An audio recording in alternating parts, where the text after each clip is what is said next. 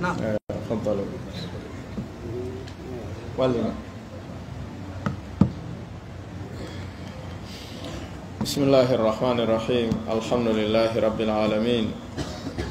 والصلاة والسلام على رسول الله الأمين وعلى آله وأصحابه أجمعين. أما بعد، السلام عليكم ورحمة الله وبركاته. أرأي أن يتي سبحانه وتعالى أن جولي أن لا رمكو صلى الله عليه وآله وسلم أن ترى جل وعلا نولا بنانتائن وجابنائن كون دموات أن كون سبحانه وتعالى ووضع يدون كون يتصاب نفي ترغل أن يند ورد مرد حاجة مودون كما كون سبحانه وتعالى. أرأي ekora bi de kon ko falta dem be dondir de bayden halde nyando be dondir gol minisa di sappo e jowi dum hina wi e mudakaratu woni be dondir gol e lando ndirgol e findingol tum hakkil ko adi andi hakkil bani adam be wi hina way wa nebban ka zait hakkil no way wa nebban si wada maka danata ko don danata ko si wada maka danoto don danoto woni si accidama e hore mun danoto si tawi yewtidama finay nebban si woni kanange ɗanota ko ɗon kono si neeɓi wonde ka ɓunni ɗon ka ɓuuɓi ɗon ɗanoto fendo jon noon hakkil no hato jinni e intibah no hato jinni kadi e tanbi ko ɗum si dina kam mahi e dow tadkir andintingol woni wulnugol hakkil sowndo fof ki andita sowndo fof ki andita haray noon hande ko falɗen andintinde ko en jogi to karamo koɓe tarbiya qaida mo ɓe wi'ata wonnema alkayfiya qabla alkammiya fi kulli shay'in ko qaida tarbawiya no ɓe wi'ay alkayfiya qabla alkammiya fi kulli shay'in bimana kala hunde nde ɗaɓɓira ɗen waɗugol wana ɗuɗugol mayre on ɗaɓɓa kono nde waɗirano eno nde hana waɗirede noon ɗaɓɓira attoyde ɗuuɗo on ko waɗi ko fanɗi ko waɗira no wi'ira noon no mari batte ɓuri ko ɗuuɗi ko waɗiraka no wi'ira noon ko ɗum si tawi ko alkayfiya la alkammiya ko honno wonɗa waɗirde wana ko yer jelu wonɗa waɗude kala no gollal ngal waɗata ɗum hino ari ka joomi men jalla wa ala wi e suratul hajj sen anditi aya on o wi lan yanala llaha luhumuha wala dima'uha walakin yanaluhu madha attaqwa minkum khalas lan ko harfu nafin wa nasbin no ɓe wirta ka irabu ka lan yanala llaha luhumuha ko wona hirsede ko ñande donkin alamiyan ɗum no ɗuuɗi ñande julde donkin ko wona hirsede ka dow leydi kon immorde mummunte hoy ɗum fanɗa kono joomi men wi ko hirsa kon fof tewu ngu yottoytako mo o ala haaju e tewu ngu ƴiiƴe ɗen yottoytako mo o ala haaju e ƴiiƴan hibba ɗanɗan ko yottoyto ka makko o jaɓa koko immini hirsuɗo on kon ha o hirsitu kon ɗum imminma ko taqwallah ko kulol joomi men e ɗoftagol joomi men e waɗangol joomi men hi ko ɗum ɗon tun yottoytomo o yoɓama tewu ngun sa gayni hirsude a hutti ko ommo fewjata fi maggo kadi ommo an ko an defata kadi ñaama ƴiiƴanɗan na asay ngay kaka ukkala gombita si a gayni ɗiɗo ɗiɗi joomi men ɗum ɗo yottoytako ka makko alladi yanaluhu attaqwa minkum ko ɗum si joomi men mahi e suratul maida o inni innama yataqabbalu llahu min almuttaqin hal allahu yaqbalu min gayri taqiyin la yaqbal fi honɗum harfu golliraɗo ko adatu hasrin wa kasrin ɓe wi'aymo ka nahaw ko yusbitu lhukma fi lmadkuri wa yanfi lhukma an gayri lmadkur so wi innama yataqabbalu llahu ko min almuttaqina idan la yataqabbalu llahu illa min almuttaqin. Kala ko waɗuɗa si tawi taqwallahi jokkali jom men jaɓata ko ɗum karamokoɓe tarbiya ɓen wi'i alkayfiya qabla alkammiya fi kulli shay'in ɓenna kadi fafham faamu ɗum ko wona waɗede ko na ɗum ɗaɓɓa ko wonɗen wadde ɗo o angal ñamugol angal yarugol pottagol ɓeygu mum weddagol hara suusata ñamude arugol juula waɗa ruku waɗa sujud ɗeɗo fof ko hunde wotere ɗaɓɓa ton lewru ndu fof ko honɗum ndu farlira fi mum taw ñaamu taw yaru taw waɗu la allah ko tattakku ene si ɗum ɗon heɓaki haray ko honɗum heɓuɗen hay fus idan alkayfiya qablal fi kulli shay'in kadi ko kayfiya on ɗaɓɓa ene ko wonɗen arde ɗo ndaare yangiki wonde feƴƴinde ɗo jemma e wondude ki ɗuuɗa ha kono ki ɗuuɗanayi yermen enen sabu dihal ko ɓernenkal ɓe wi ay lekkum fof e ndokal mum ka enen ɗo mo wi en ala wakkilade ɗo en yewtida e makko goɗɗum kono sen yiido e wakkili ɓen en taway jaka en wakkilaki kadi no waɗa ka joni ɗo koko wonɗen yangaden yigila fuɗɗiɗen en juuli futuro en dogi heñe en arti en juuli gueƴe woɓɓe heddike ga en nangi naafilo en gayni en yahay joni heƴata hay ka waale arte jokkire noon ha weeta ene ki yangi ɗo fof landiti hoorema go kunni jaabola ko fi honnumi woni waɗande ɗum jaabolaɗo si goɗɗo landakima landike hoorema hareɗa wawi jabade si an a landike hoorema a yitay jawabu ka yiyata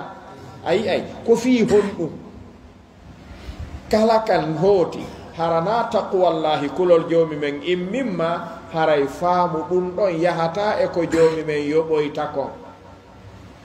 ni ko ɗo yewti innama yataqabbalu llahu minal halil ba'isu wa taqwallah naam si ɗum ɗon no woni haray ko malaɓe ko ɗum si jalla wa ala yewti en e suratu tawba o wi wa ma mana'ahum ɓen ko julɓe goye wonno wa ma mana'ahum an tuqbala minhum nafaqatuhum illa annahum kafaru billahi wa bi rasulihi ko holli ko ɓe julɓe ko wonno tun ko suuɗuɓe kufru on feññini islam on kanu munafiqin o wi seede mum wala ya'tuna salata illa wa hum kusala wala yunfiquna illa wa hum karihun ko ɗiɗo ɗiɗi haɗi ɓe jaɓanede hari ɓe arde juulugol si landama hiɓe finansude ene konko ɓe jogino ha ɓe waɗi tawi ɓe yoɓatake enen en jogaki ɗum landito ɗen ɗum hara ngol laali tun ɓayre ɓuraɓe sabu kaɗen jogii sabu ko ɓe gollira hara jomumen wiya yoɓataɓe jogoɗen ɗum enen ɓay ko en ɓaleɓe gollen o yoɓa en owe ɗum ɗon ala ko ɗeɗo toɓɓe noon karamokoɓe dawa wi'ata yimɓe ɓen ko ɓe hato jinni ko findintinanede tu na fawede na waɗɗinede ko waɗi noddanowo joomi men ala doole fawgol goto ala doole waɗɗingol goto ko mari ko findingol neɗɗo on jooɗoɗo e haqqille mum ɗen yewtide ene wuuridunoɗo e nelaɗo fi asri nubuwa o yii rasulallahi o golli joomi men wi mi yoɓatamo ɓay o waɗi hunde kaari ene anɗa tanƴini si a jogike nden a gollay yoɓeɗa an ene nden noon enen en jogaki nden e nder golle ɗen landoɗen ɗum jaaboɗen waɗi sen landike en jaabike goye en wattay ko ɓuri hulɓinade ko nde neɗɗo sikkata gayni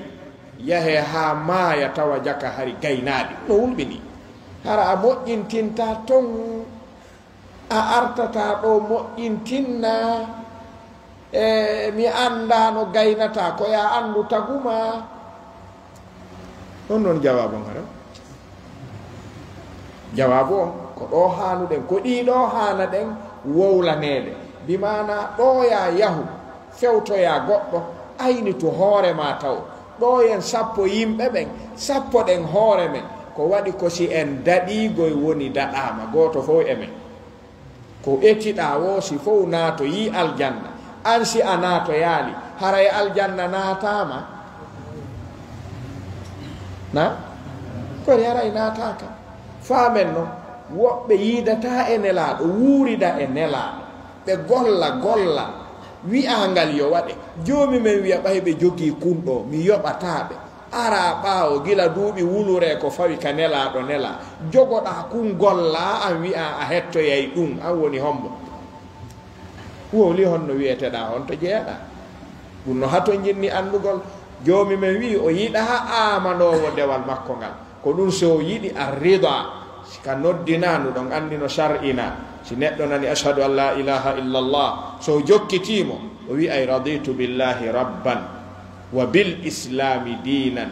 wa bi muhammadin rasula hal man radiya billahi rabban yukrahu ala ibadatihi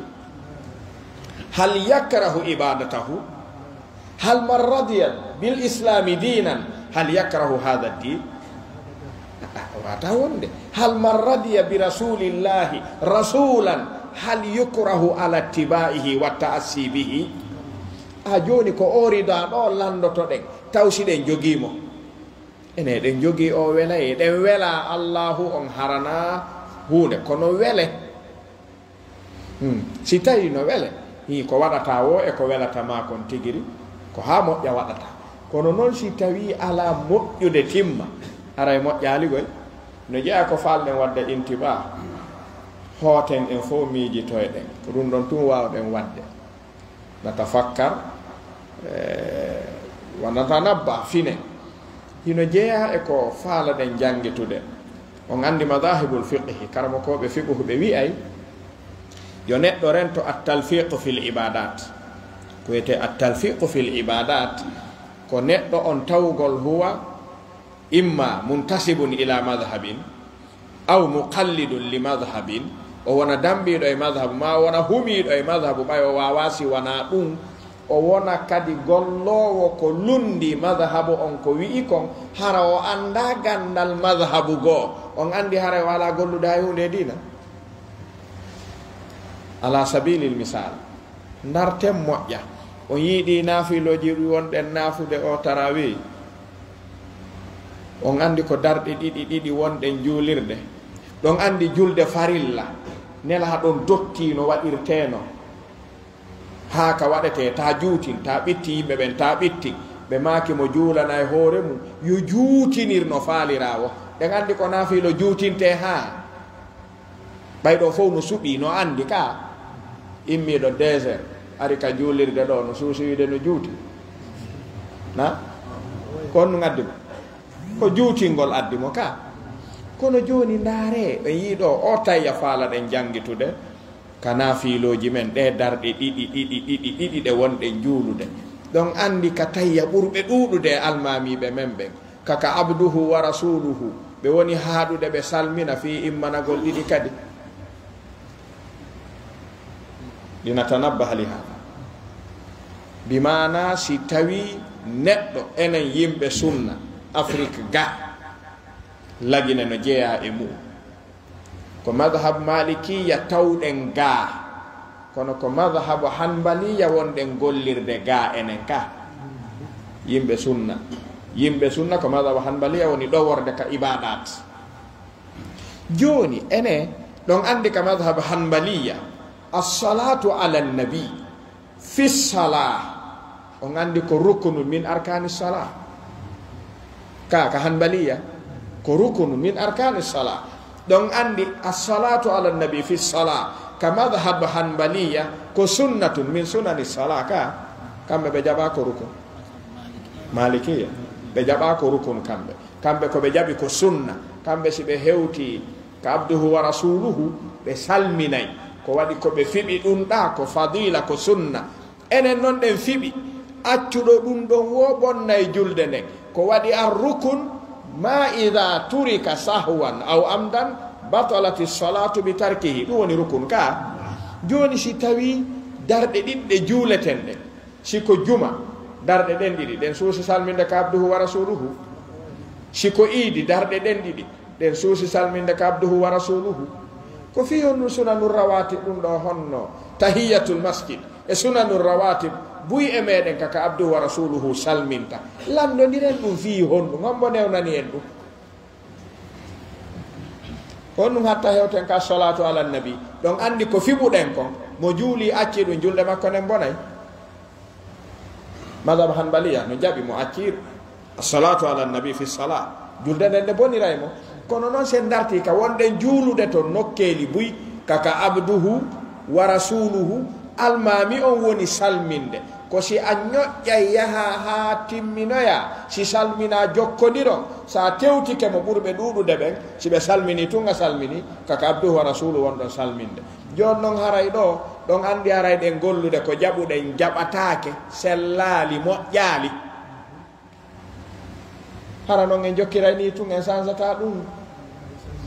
assalatu ala nabi ruknu min arkani salat fi madhabina alhanbali ko wonɗen gollirde madhab malikiya ɗuuɗa yimɓe sunna wonɓe jiccinirde ɗum ɗuuɗa wonɓe gollitirde ɗum e men enen fewn ɗum andirta ka dewe a naray tawa ko na ɗum wonɗen jiccinirde joni noon ɓayri dewe ɗen koyeɗen laabe si joomi men jaɓa ko taɓuwa hato jinni ɗi naafiloji ɗi wonɗen gollude ɗo ɓay en forsaka ɗi en suɓa ɗi en suɓi ɗi waɗen ɗi haysiɗi ɗuuɗali jonniten ɗi haqqe o zaynul abidin hari si salligike ɓe gayni salligade tu ɓe niɓɓitay pit ɓe wulla ñande goo ɓiɗɗo maɓɓe inni ya abayi kullama tawadda'ta tataghayyar famal bahal kon woni sabu tuma salligiɗon wo on wayloto ɓe maaki simi gayni salligade mi yiɗay juulugol darɗi ɗiɗi kono momi daroto yeeso mum on mi suusatamo a tadiri amama man sa aqumul an yaagol daro yeeso allahu subhanahu wa taala wowla irrito fillito irrito fillito woɓɓe ñande o ñande fillito to irrito yeeso makko fenade tu eyi mo ari darike yeeso makko wi iyyaka na'budu wa iyyaka nasta'in tawi o yahay ndaaro o gollira e dabare o gera e yimɓe ko gonga makko ni iyyaka na'budu wa iyyaka nasta'in ko kanko yamirma ɗum koye dewal makko ngal jeeya ene joomi men no muññi honno on andi siko woɓɓe mum hanno buy suƴanoma fuƴanoma on andi tendi ka haray no buy wiyanoma immoɗon a fenay ara fi mum gasino ni idan wattanen hakkil anden wondema alkayfiya qablal fi kulli shay'in kadi kala kum waɗeten ayniten no waɗirten non atto en calcule de yer ko waɗeten ko hay si ɗuuɗali si moƴƴi ino ɓuri si ɗuuɗi moƴƴaali mafhum wallahu ta'ala a'lam wa a'lam. Assalamu alaikum warahmatullahi wabarakatuh.